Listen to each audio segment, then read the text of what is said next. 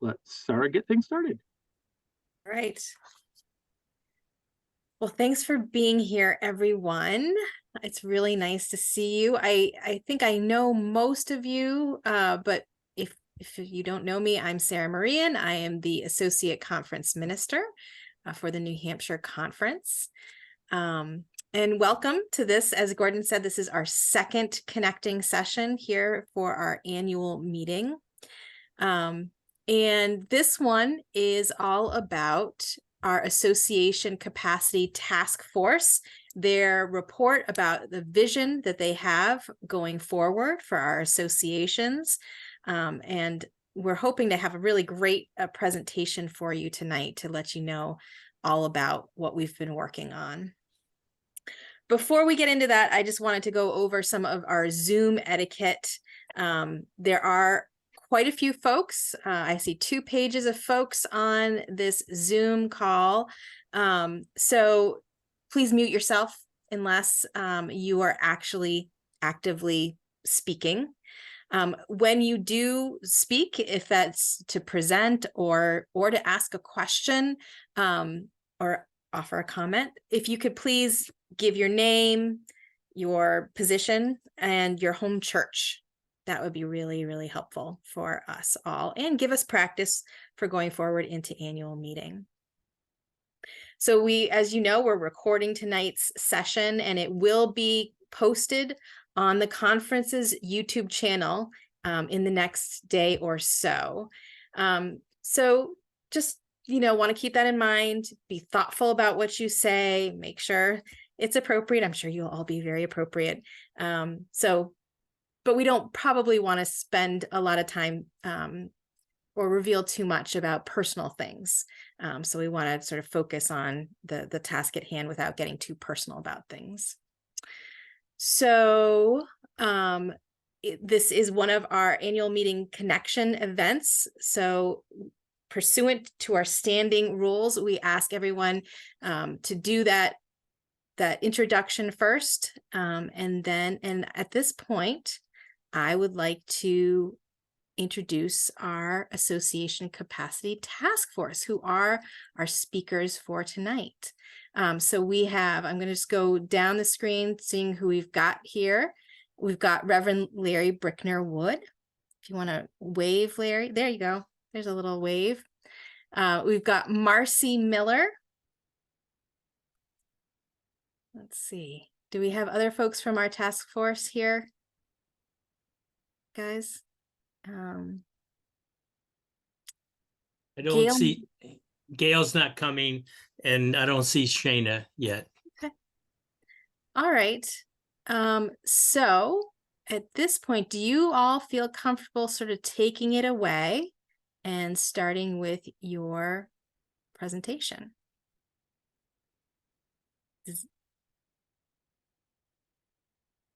Do either of you have that? Oh, we don't have the PowerPoint. Okay. Because it couldn't get. Remember, we had the configuration problem. So Shane is the only one who has the PowerPoint, and it's okay. Unless Thaddeus by some chance has it, but we weren't able to convert it between computers. Okay. All right, but we have the script, right? Is that correct? Marcy and Larry, you guys have the script? I have the script. Okay. It's not as effective without the lovely slides that Shayna did. It is not, correct.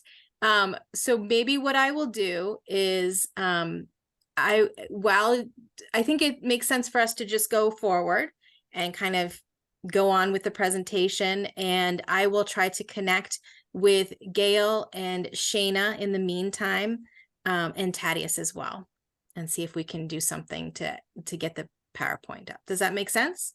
Yeah, and I see Thaddeus is on the Zoom call. Ah, is he? So he's here. I mean, I see his name. And he's had to be readmitted several times. So I don't know if he's having connectivity issues. I've also tried to reach out to Shayna, but it turns out I don't have her phone number. I've only been emailing her from my phone. So Okay. if you have her phone number, you might want to reach out to her directly. I will try all avenues. And if anyone has information for how to get in touch with any of these people, feel free to put that in the chat to me. And I will use that to the best of my abilities. All right. Marcy, Right. do you feel comfortable kind of going forward and using that? I'll- I have the script in front of me, but like I said, it's not as powerful as having the screens in front of us, but we'll do the best we can. So Hey, I will go forward with the script, Larry. You want me to? Yeah, I think that's, if you don't mind, Marcy, I was just going to ask how many folks have been through this presentation in either the, yeah. I can't tell from the screen. Yeah, Some of my glass. So it looks like a few folks have. Okay. I think a few have, but many have not, Yeah. Okay. would be my guess. So we'll paraphrase, and then and Marcy, if we maybe it would be helpful when we get to that point to put up on the screen share that handout that you prepared. Okay, that's not my forte, but we'll do our best. Anyway, let me get started with the presentation. It's the words, it's not the beautiful pictures that Shana had, but here we go. So in the beginning, you all can relate to that, well, not that beginning, but in the beginning of that would eventually become to be known as the United Church of Christ, two denominations, which had once been four, came together from a very different national and cultural origin. They had different church polity and interdenominational structures, but they put forth differences aside and formed a more perfect union for the theological and Christological reasons. In the process of their merging, both denominations underwent a great deal of change.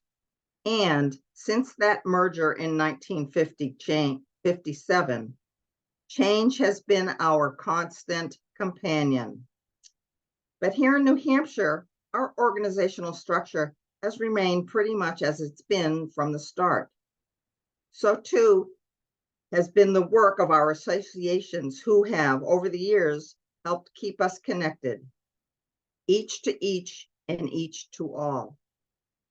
I hope I speak for all of us when I say that we are very grateful for the work our associations have done over the years. It's both has been and remains very important work. But perhaps the structure underlying that work is in need of some refreshing.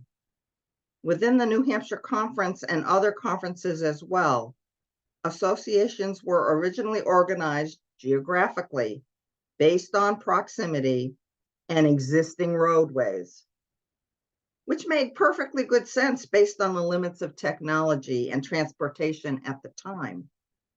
But the limits of yesterday no longer constrain us today. Today, we are confronted by new constraints and the changing availability of human and other resources. Our current associational structure has not been immune to those changes. Our current structure is made up of 7 associations requiring over 98 volunteers. 41 of those are in executive positions and committees, and 57 are on our committees on church and ministry, more commonly known as our COCMs. Additionally, the administrative work of our associations, which is repeated across all associations, consumes a lot of energy that might be put to better use elsewhere, like maybe feeding the hungry, clothing the naked, visiting those who are sick or who are in prison. And this realization is not new. Conversations about it have been going on among leaders now for over 3 decades.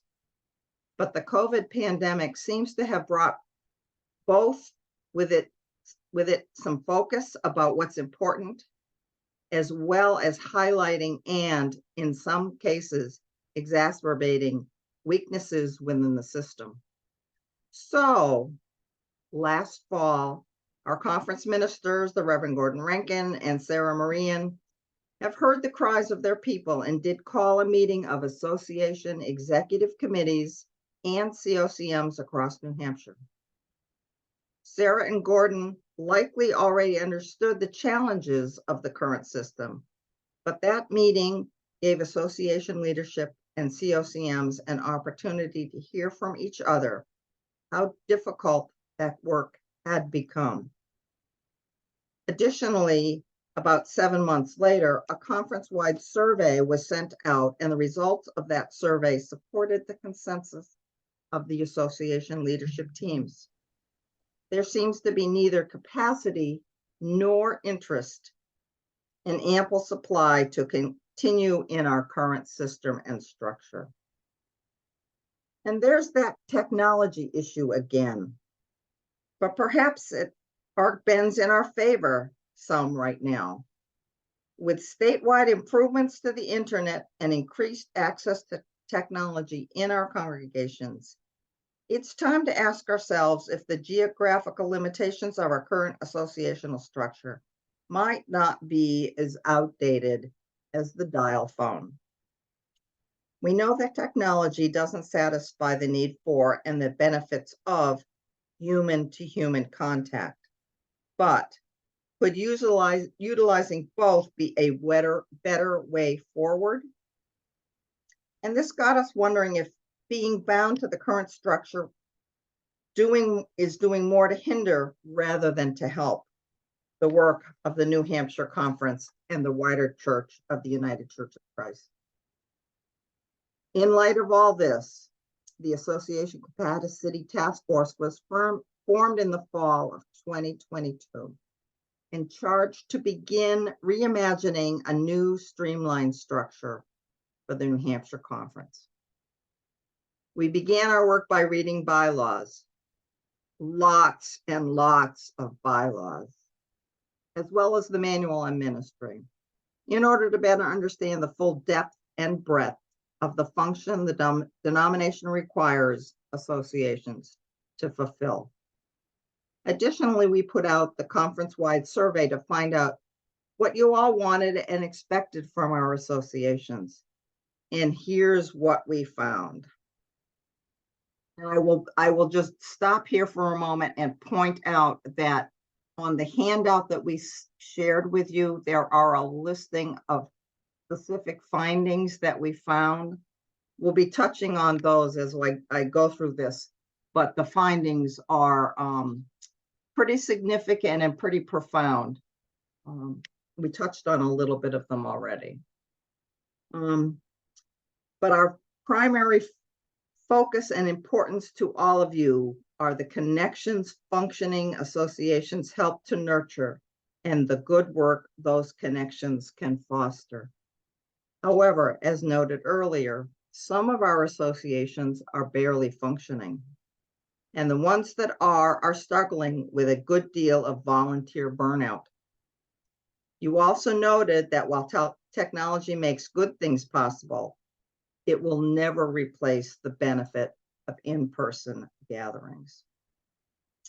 With this in mind and our hearts, we come before you today with a possible way forward, understanding that change is necessary. It needs to happen soon, and because we believe this change will strengthen the work we do in and on behalf of our congregations, our conference, and our beloved United Church of Christ. We also envision that this change will enhance relationship building, organization, and organizing around issues which concern us and the needs, ministries, and passions of all of us, while forging partnerships and connections that transcend the current geographical boundaries that have historically defined us. The task force also believes, in concert with conference staff with whom we've been working closely, that the new model will more effectively use our conference staff and resources, while better capitalizing on the strengths and passions of our volunteers. What's more, While this model seeks to consolidate functions currently addressed by each and every association, it's worth noting that some of our association functions are already being coordinated at the conference level. And it's important that we talk about the conference level. We're talking about not just conference staff.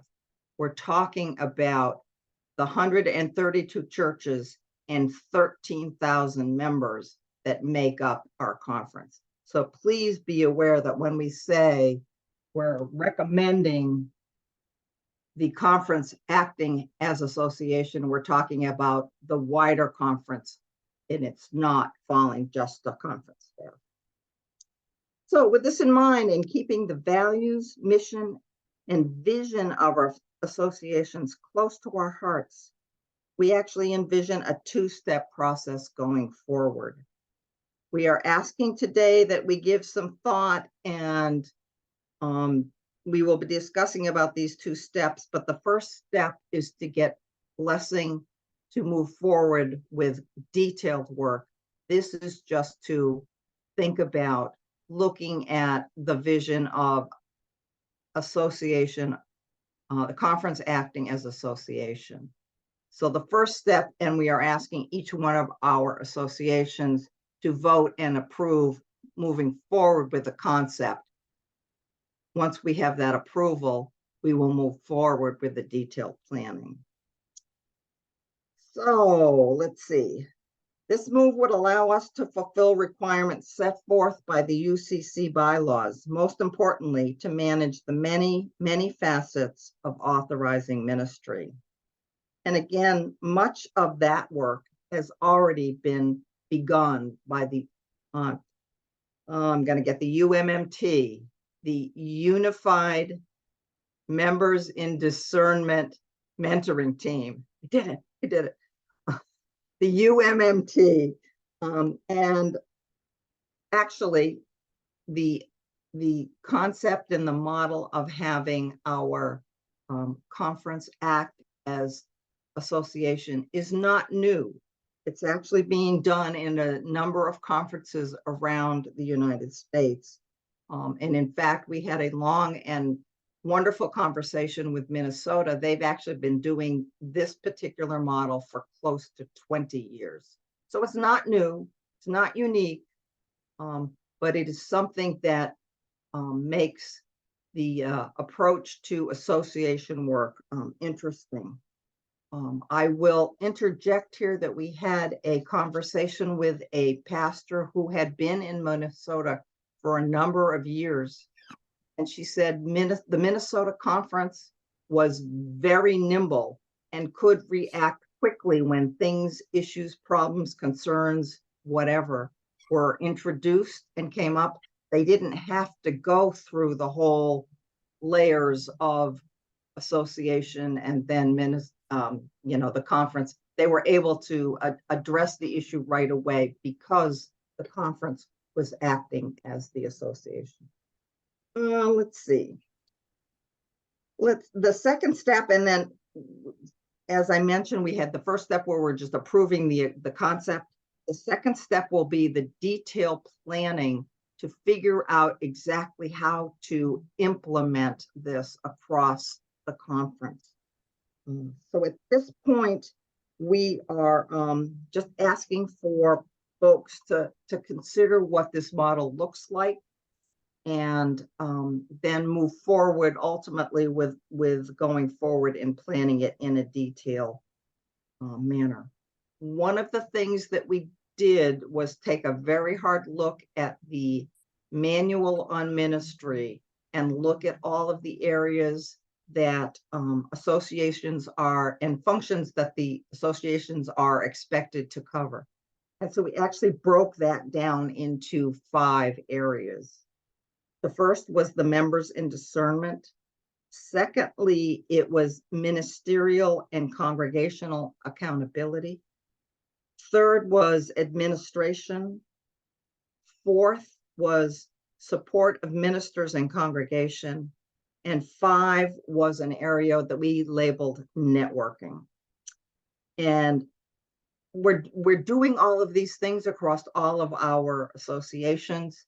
The UMMT is handling most of the members in discernment actions, and the I'm gonna blank here. What was it? Help me here. That when there's issues with congregation ministerial Fitness review. fitness review, thank you. So a lot of that is, again, is already being done. There's some administration work as well that's already being done. Some of the record keeping and now is being done at the conference level. But the support for our ministers and our congregations and the networking is all pretty much being done at the association level at this point. And so we went through and we looked at all of those specific functions and grouped those into those 5 different areas that I just mentioned. And we wanted to make sure that we took careful look at and making sure we weren't missing anything critical. So again, this is a work in progress. We're looking to gather support. Marcy, we've suddenly lost your audio somehow. Sorry, I just heard somebody. I Okay. can hear her. I can hear her okay. You lost audio, Tanya? Really? I hear you fine. I see it looks like most people are hearing you fine. I don't know. Okay. Maybe it's on your end, Tanya. Okay, very good, very good. Thank you. Appreciate that. So again, it's a work in progress. This is the overall concept of the association, or the conference acting as an association, and therefore that work would be done at a statewide level rather than the 7 associations. But we have not gone into the detail work yet. I know that that's probably where people are interested, but the detail work needs to make sure that we won't get started with that until we have association buy-in, that this is the route we want to go. So I know that in the handout, let me stop and ask if there's questions before we go any further. I know it's a lot of material.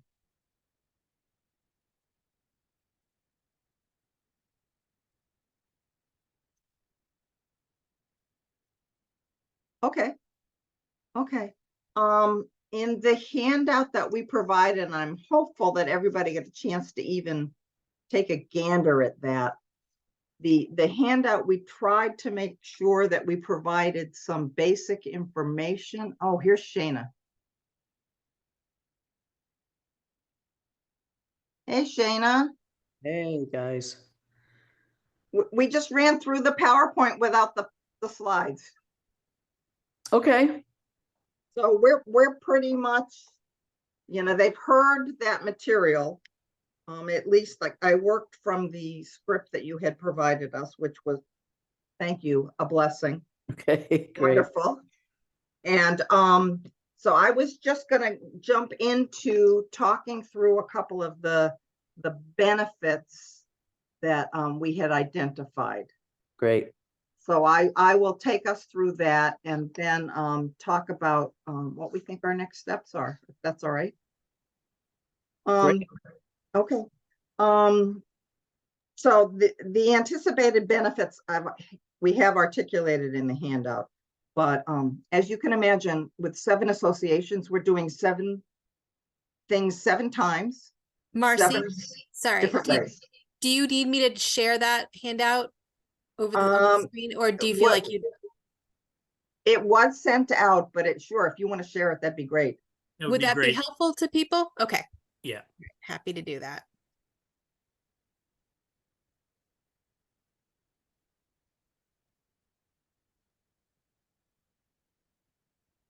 Okay.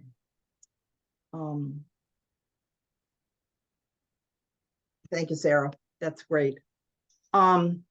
So a number of benefits that we've heard based on a number of conversations with a variety of folks. and I don't want to spend a lot of time on them. You can see them, you can look at them. But a couple of the critical things are we're dealing with nearly 100 volunteers, many of whom are close to being burned out and working to support a structure that we don't think is the most effective use of our personnel and volunteers time and efforts. So to those of us on the task force, that 100-person volunteer number was kind of staggering. Never realized that it was quite that large. And it's 100 people that we'd love to see be engaged in a way that they want to be engaged and not necessarily supporting a structure that's a little bit old-fashioned. In addition, we found that there were a number of association leadership positions that were also empty. So we want to make sure that we address those. If you're involved with any of the association work, you know that our conference staff supports us in a number of ways. That means that Sarah and or Gordon are at 7 association meetings times 2, because often they might meet at least twice a year. There's COCM meetings that happen with regularity.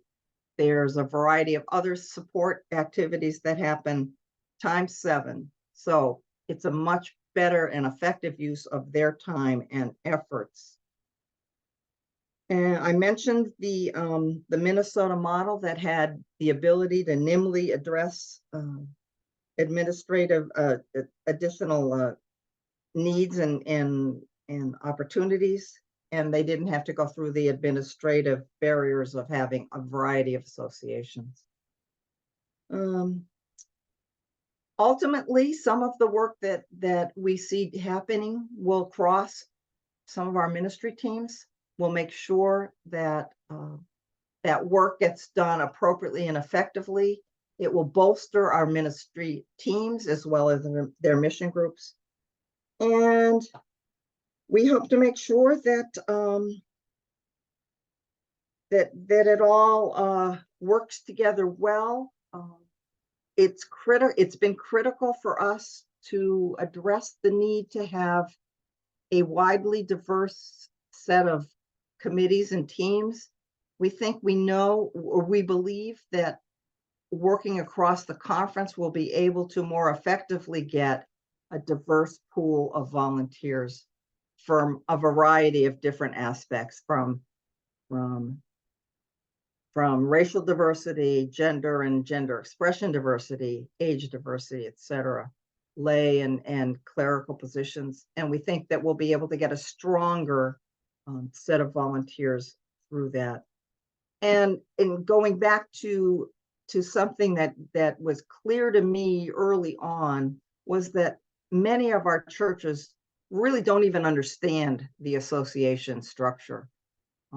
When they have an issue or a question or a problem, they don't normally go to your association moderator. They'll go right to conference staff. And so by eliminating the association structure that we have, it will probably be more effective to have a slightly streamlined structure that we're proposing. Larry, Sarah, or Shana, anybody want to jump in now before we jump to our proposed timeline? Not at this point. You're doing great, Marcy. Thank you very much. It's really a pleasure to have you at the helm tonight, Marcy. Well, thank you. Thank you, folks. You guys are great to work with. Any questions up to this point?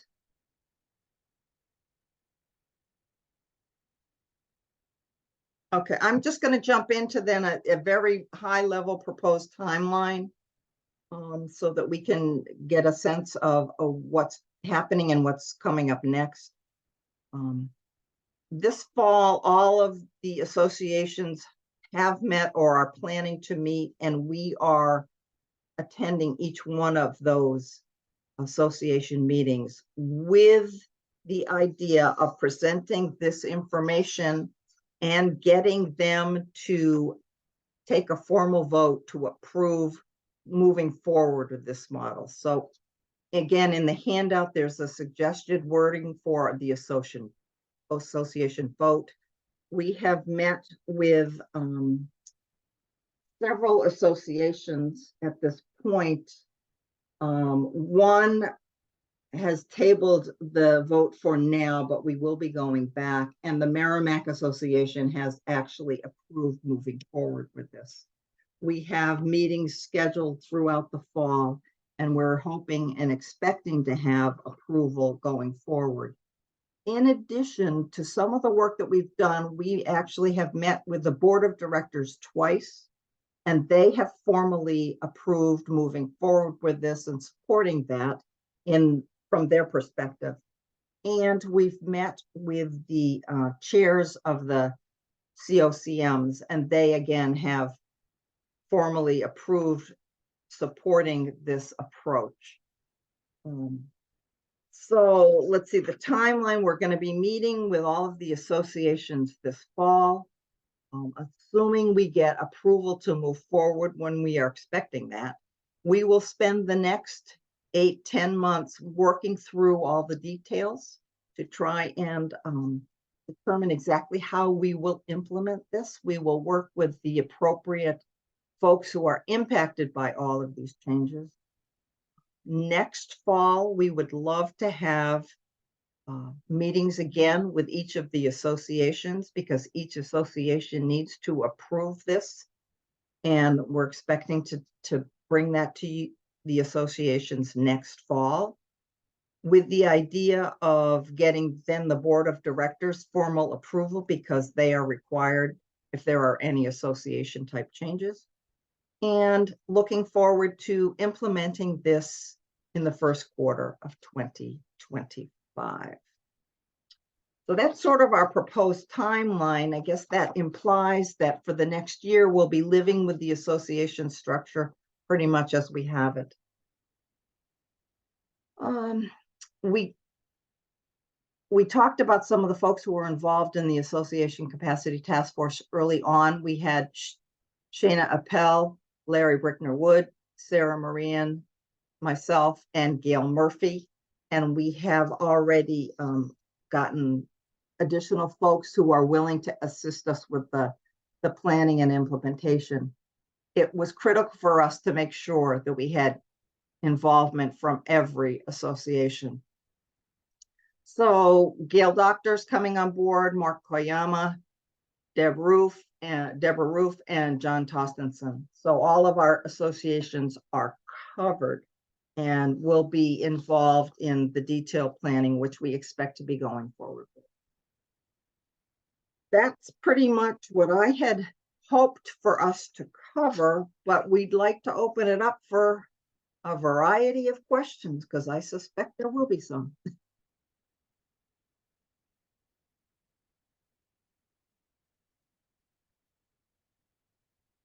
Questions, comments, concerns? Well, I see Tracy May has got her hand up. Yes, thank you. Well, first of all, I just want to thank you for this creative work. I think I'm very excited about it. And I have a comment and a question. My comment, which I know is rare, but it's an example that might be coming up more in the future. The two churches that I serve are in different associations. And, you know, that's been a little tricky at times. So I love the idea of conference serving as association. And the question I have, in thinking about what I've appreciated most about involvement with associations and committees on church and ministry and all that. I mean, the UMMT is a fabulous new model. That was one of the things that stood out to me. And the other thing that stood out to me that I'm not sure how it might be moving forward is that clergy gatherings would happen based on association, membership, for lack of a better word. And I just wonder, I would miss that. So I just wonder if anyone's brought up that piece or talked about how that could perhaps happen in a different way. Larry, you want me to take that, or you want to address it? I'll give it a try, then you can back me up, Marcy. Tracy May, that's a great point. And so one of the functions, we had identified those 5 functions Marcy outlined, will be a group that will look at how best to do that. Right now, it's done pretty unevenly across associations. And so there has been a move to do more statewide gatherings so that the clergy and associations that aren't doing much can participate. And they've tried to move that around the state geographically. So, and also there is that organic piece that can come from some of us organizing locally on issues that might interest us. And it doesn't necessarily have to go through an association or even a conference. For example, there could be situations just as you described where you're serving more than one church. Well, there are a couple of other pastors also handling that. Wouldn't it be great if you could get together and talk about how that all works? Or maybe part-time pastors can gather and discuss those kinds of issues and situations. Big church, little churches, rural churches, city churches, they all have an affinity, and allowing them to gather and not putting up association boundaries is the beauty of looking at it from a higher level and a wider level. Thank you. And of course, there's the pastoral leadership development groups, that are already happening like that. I'm still relatively new to ministry, but when I was very new, it was so helpful to meet clergy that were geographically close to me. And that sprang forth from the association level. Thank you.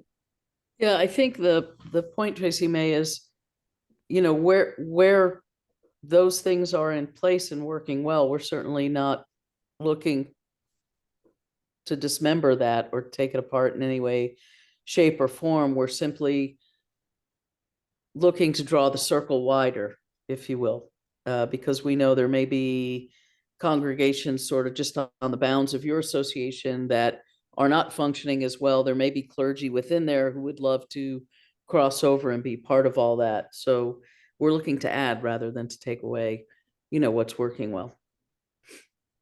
Yeah, and just to add to that, I think one of the things we're really hoping to do is actually widen our bandwidth, both collectively and individually. I can speak for myself as the chair of the Committee on Church and Ministry in Carl Stratford and on the Executive Council. There are a lot of things I think of, and then I think about my own bandwidth because there's a number of association things. I'm not saying they're not important, but they feel like they're from another era and they're administrative in nature, and they kind of, sap sometimes the incentive to be innovative and to kind of go organically on what might be working at a given time. So our hope is that we actually create more space for that innovative and organic nature that's not saddled by things that people have to do.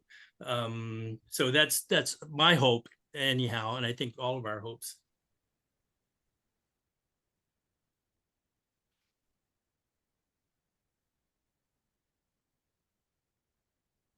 I see, is that Doug there? Got his hand up? I think you're muted, Doug.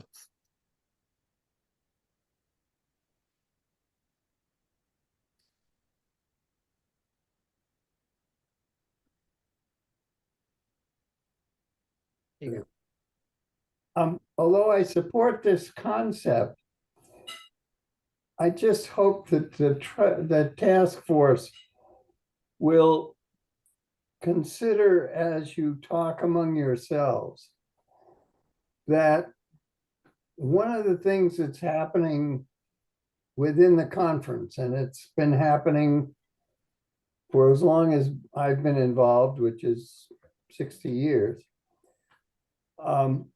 is that there's less and less folks from the pew that are involved in conference and statewide activities, so that the church, the local church, which is my concern, has less and less familiarity, touching, contact with the people of the conference. And, you know, unless you have a couple of active members in the church who come back, talk to the church, talk to their boards about what's happening and what the conference can do.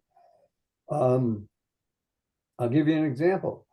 I'll bet you there are very few churches who know that the conference would be happy to lend you $25,000 to repair your roof at a very favorable rate. And the dissemination of what the resources are available requires somebody in the pew, in the member of the trustees, a member of the council, to say, oh, have you thought about asking the conference for help in this situation? And you're basically, in this model, you're taking away a variety of folks who go out into conference work and come back into the local church. And I'm not sure there's an answer to that, but I just want to put it on the table so the task force can be aware that I think it's important that there be connections between the local church and the work the conference does. Yeah, So- Doug, the, But before not- before, I'm sorry, I'm just going to interrupt. Doug, can you please say who you are and your position in your church? And just a reminder that this is part of our standing rules and we need to do that every time we speak. Thank you.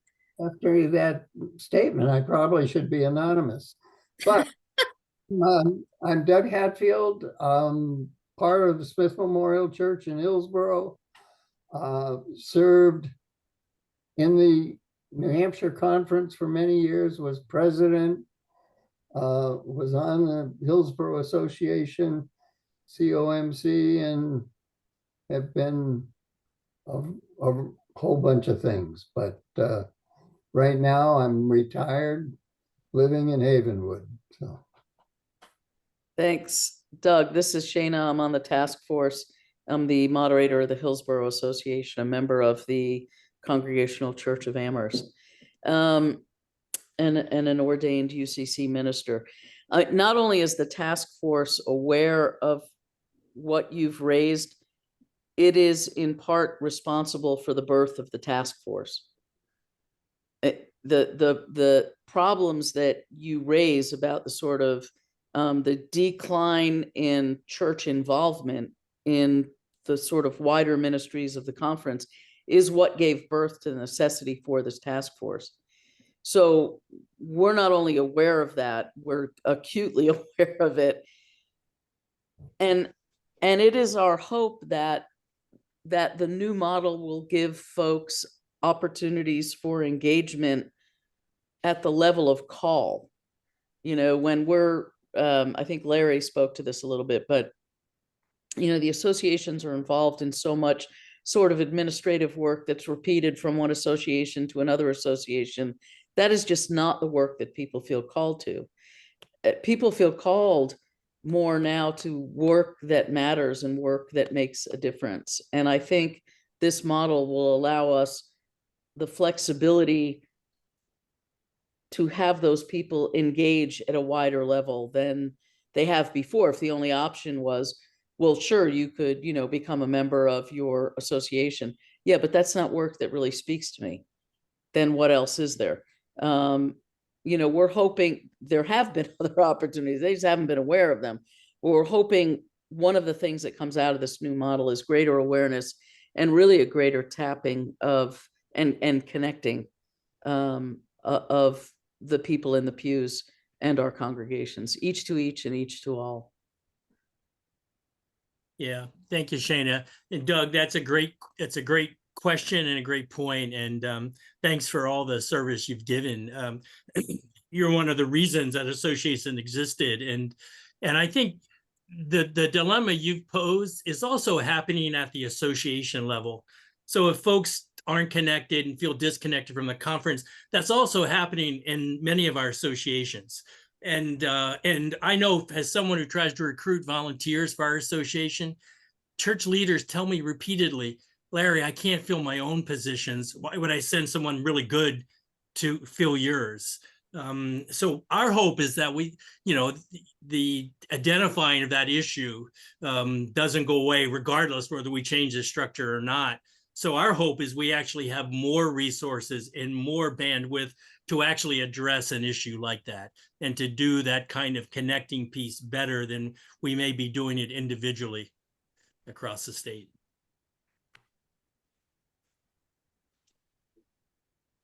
I'm Larry too. I forgot the ground rules, sorry. I'm Larry again. Can I just say something? This is a complete aside, but I see Mark right out there. And I know all of our screens are different, but right down from Mark is Lon. And I'm looking at the two of them thinking, is that the same person just in a different screen? So you all, you look remarkably alike on Zoom. So so Larry, I saw Chris, is that right? Had her hand up.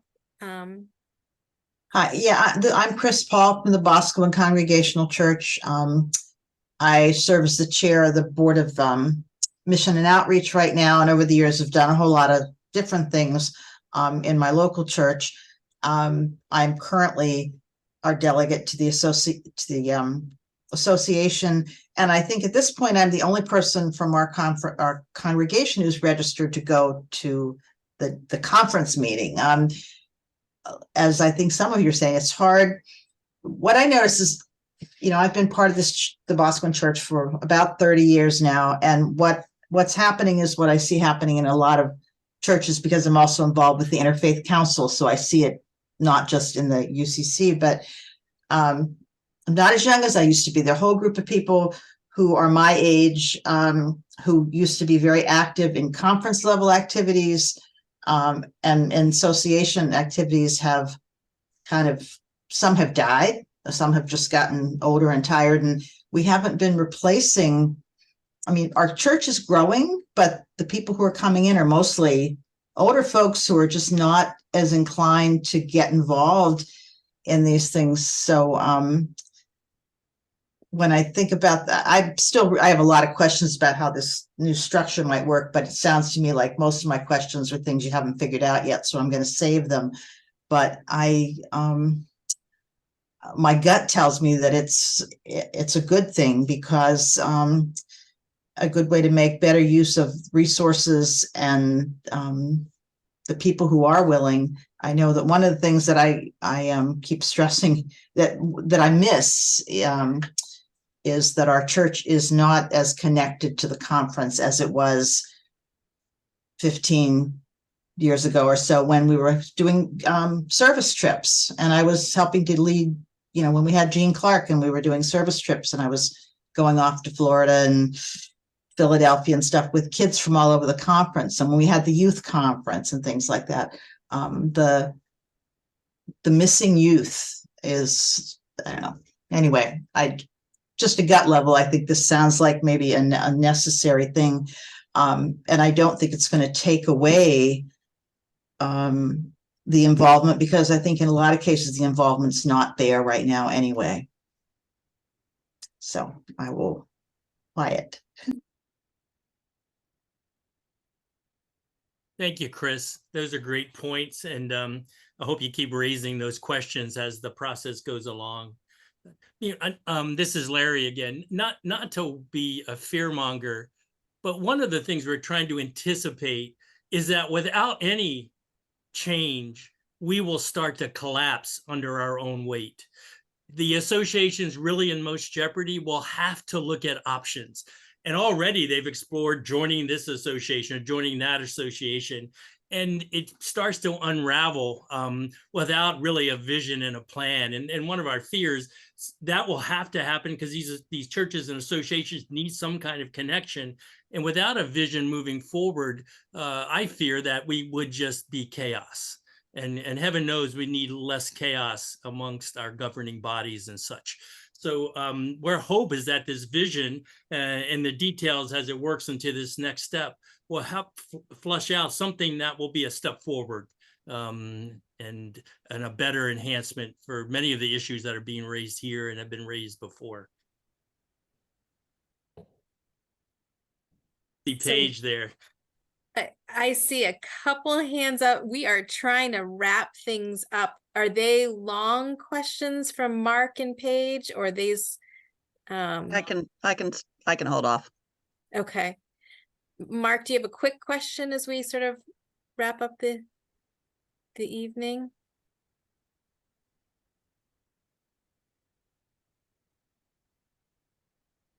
I don't see Mark anymore. Oh, there Mark he is- is.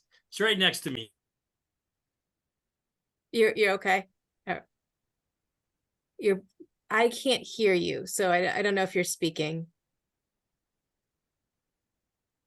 Okay. All right. Unfortunately I can't.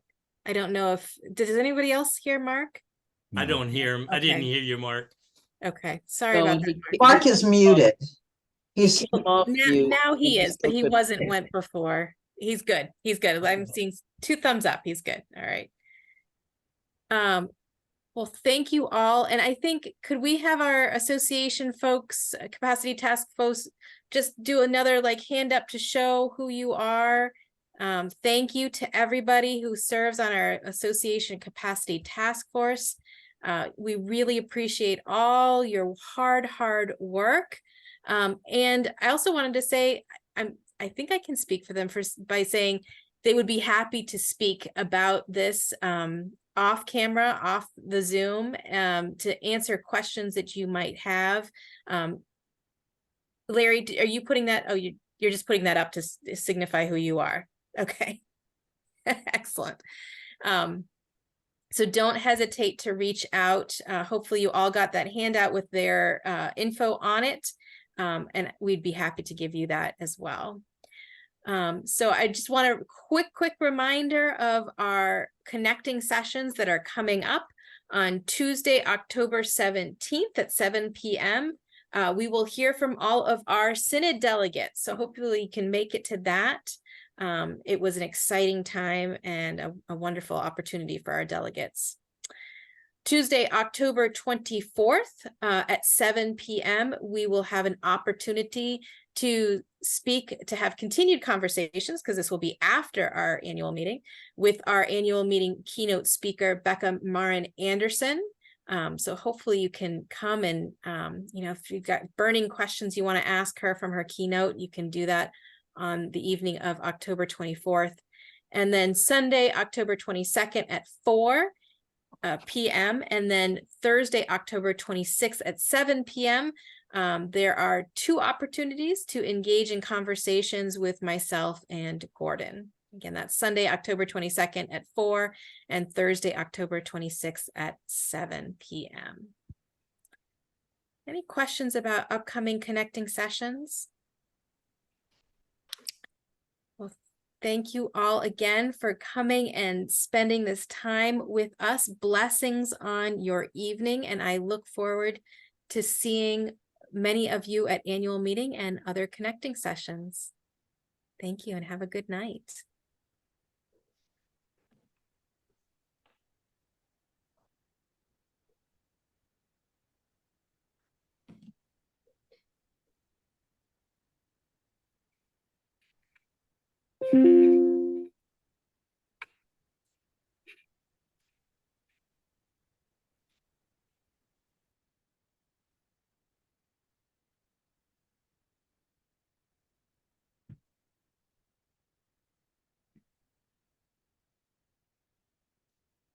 Good job. Well done, Marcy. Marcy. Thank you so much, Marcy. Thank you Well very done, much. Marcy. Yeah. Hey, Sorry, You're muted. Marcy, Marty, you're muted. Marcy, you're muted. Thank you, Shayna, for the script. Yeah, I was having severe technical difficulties. Oh dear. I'm sorry to hear that. I must have transcribed a number wrong because when Larry gave me the code, I got in no problem. Huh. And I was like frantically searching email Well- and trying to find the, yeah. Yeah, there was a problem with the initial link that we were sent, so.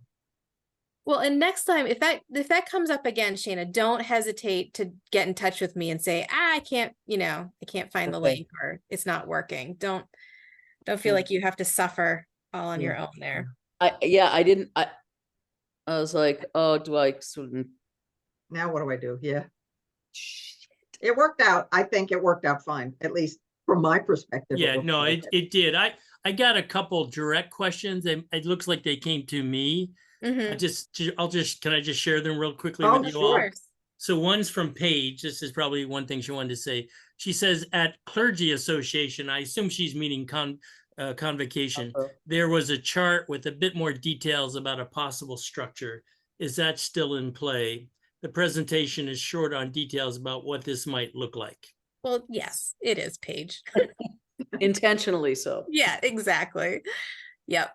Yeah, and then another's from Richard. Larry, my questions have to do with finances. The associations are part of the financial structure of the wider UCC. And how many associations need to buy in for this project to go forward? And then we got a couple thank yous. Yeah. I think everyone saw those. Yeah. I mean, I think we cross that bridge when we come to it. Yeah. Right. We kind of see, we go through this first phase of seeing how things go with votes, by associations about, whether they want this structure, and then we go forward and we figure those things out. Yeah, there is the sort of first things first, and I understand people wanting to know what's coming because we want to know what's coming. But just because you vote to kind of give your blessing on this part one doesn't mean that you have to approve part two. You know what I mean? Like we're in covenant. We're working it out. And my hope would be is that we are fairly transparent, that we're not going to keep this all secret until next fall when we present a full, like, Right. Here's our plan, that we do roll things out sort of as we figure it out, or get, or attempt to get some input as we go along. So There was an issue that came up in the Hillsborough Association. It was an interesting one. Carlos called and was like, hey, we've got some potential vacancies on COCM. There are people we could ask to extend their terms, but that might put us outside of our bylaws. So we're in the process of reviewing the bylaws to see if in fact that really is a restriction. But towards a slightly larger picture, regardless, many associations are not functioning within their bylaws simply because they can't staff them to the extent that the bylaws call them to. So, how do we handle this interim period that we're in? That was the question that came up. And my thought was, I think the exec has the power to suspend that bylaw if need be. And then I talked to Gordon, and Gordon reminded me why I am not the conference minister and Gordon is. So smart.